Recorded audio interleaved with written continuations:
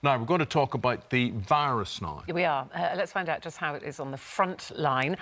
You'll be familiar with Dr. Larisa, quite often in our studio, but she has volunteered to be redeployed. She's on an intensive care unit in a hospital in London. Larisa, good morning. It's good to see you. Good morning. How are you? Well, we're very well, but how are you coping? Tell us how it is on the ward. You're, as we said, in intensive care, so it must be very, very difficult for you and your colleagues. Yes, it is difficult. Last time I connected with you and with Bill and Holly, I spoke about how hard it was just to see people so helpless in the face of this disease and just how poorly they really are and how ravaged their bodies are by the entire condition, not being able to do what we consider, and take for granted really simple functions like basic breathing, keeping their blood circulating and so on. But this Easter was particularly hard because there are still so many poorly people. And I myself personally was involved in helping to resuscitate someone this weekend where we all remained behind after a long 12-hour shift. To do that, the patient became really, really unwell. And the following morning when I went in, it was Easter morning, I ran up to the ward to find out. I had all this hope that he'd survived and he'd made it, and I so desperately wanted to hear that. And as soon as I spoke with the nurses, they just bowed their heads, and I knew that he hadn't. And that was really hard. I actually, I started to cry, and behind my entire gown and mask, and I tried to sort of keep it together and stifle these tears. And our wonderful cleaner, who is just absolutely amazing.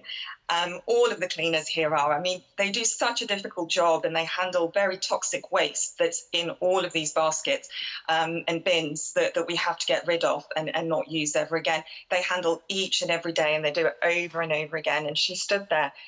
And she just, obviously we can't hug one another, but she just said, I'm so sorry. And it's the camaraderie in these situations. It's the fact that no matter how hard and difficult it is to witness death and to see so many people not make it, that everyone is pulling together and everyone is there for one another.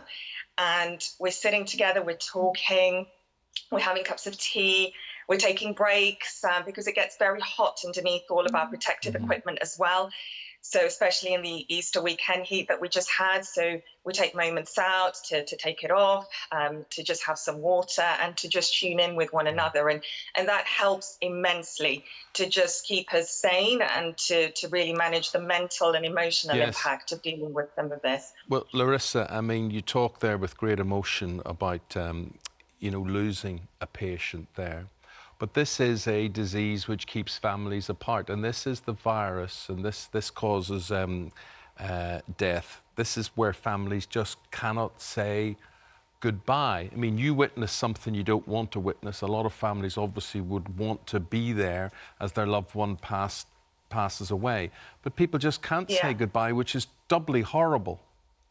Yeah, we're trying. It's a really, really difficult one, Eamon, because of course we have to limit the spread of this infection, and it is heartrending for all of us not to be able to allow families in. But what we do each day is contact the families, each and every single one of these families, to tell them how their loved ones are doing, because that is so, so important, and they're waiting on the edge of their phones, all day to hear from us. And in this particular instance, actually, because we could see that there was a real chance that this patient, was not going to make it, we did actually call his relative in and we did say, you may want to start making your way to the hospital. So we are trying to anticipate as much as we can to allow the relatives to have time to come in and to spend those last few moments with their loved ones in protective gear, of course, but it is limited to just one person. And what we also try and do is, with the patients, even those who are heavily sedated, and there are many because they're on these ventilators which are supporting their life, I personally make an effort, and all of my colleagues as well, to go around and to talk to them and to just hold them and to touch them and to be by their side and to speak to them, because I believe that the subconscious is capable of healing through a lot of this. And, when they do wake up, I had another gentleman I was looking after, and he doesn't speak a lot of English.